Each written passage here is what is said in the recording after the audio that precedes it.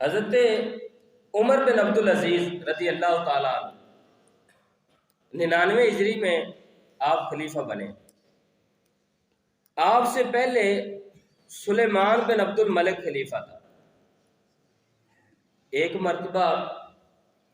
بادل ہی آیا، ایسے ایک بادل آیا تو وہ بادل بھی آئے اور ساتھ ہی ساتھ گرج چمک، بجلی بھی چمکی، آندھی بھی آئی، ڈر گیا۔ اس کو پتا تھا کہ حضرت عمر بن عبدالعزیز جو ہیں وہ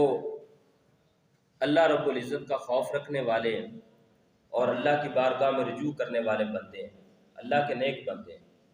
وہ ڈر گیا تو اس نے جلدی سے حضرت عمر بن عبدالعزیز رضی اللہ تعالیٰ عنہ ان کو بلوایا۔ حضرت عمر بن عبدالعزیز اس سے پہلے خود خلیفۃ المسلمین بننے سے پہلے آپ مدینہ کے گورنر بھی رہے، اور ان سے پہلے جو بادشاہ بنتے تھے وہ ان کے مشیر بھی رہے۔ اس نے جلدی سے پیغام بھیجا اور حضرت عمر بن عبدالعزیز کو بلوایا، اور اس نے ساری کیفیت بتائی کہ یہ صورتحال دیکھ کر میں تو گھبرا گیا ہوں، پتہ نہیں کیا ہونے والا ہے کیا نہیں ہونے والا۔ تو حضرت عمر بن عبدالعزیز نے اسے فرمایا کہ بڑی اچھی بات ہے کہ جو تم بادل کو دیکھ کر تم اتنا ڈر گئے ہو، اللہ کا خوف پیدا ہو گیا ہے، تو اس کا مطلب ہے کہ خدا کا خوف ہے تمہارے اندر، کہ عذاب سے تو پھر تم بڑے ڈرتے ہو۔ اس نے جلدی سے 1,00,000 درہم نکالے، چاندی کے سکے، اور کہنے لگا خذ هذه المئۃ الفا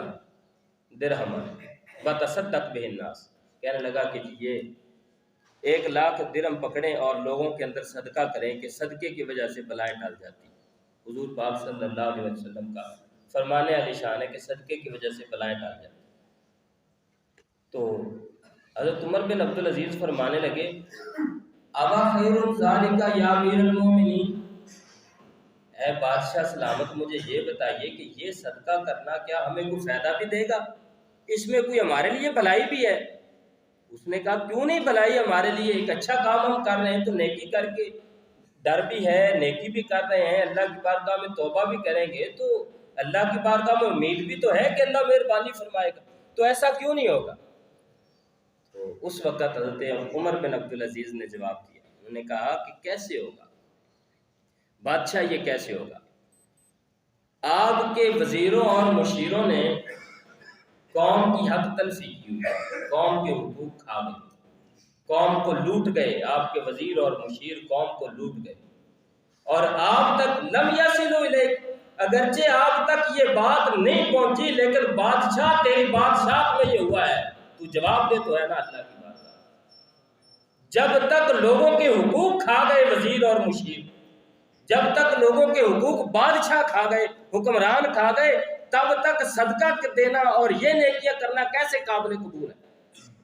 اس وقت تک نہیں، پہلے لوگوں کے حقوق کا خیال کرو، اپنے اندر حیا پیدا کرو، جن معاملات سے بچنے کا حکم ہے ان سے بچو، اور جن کے کرنے کا حکم ہے ان کو کرو، اور اس کے بعد جو بھی نیکی کرو گے وہ اللہ کی بارگاہ میں قبولیت کا درجہ وہ رکھے گی۔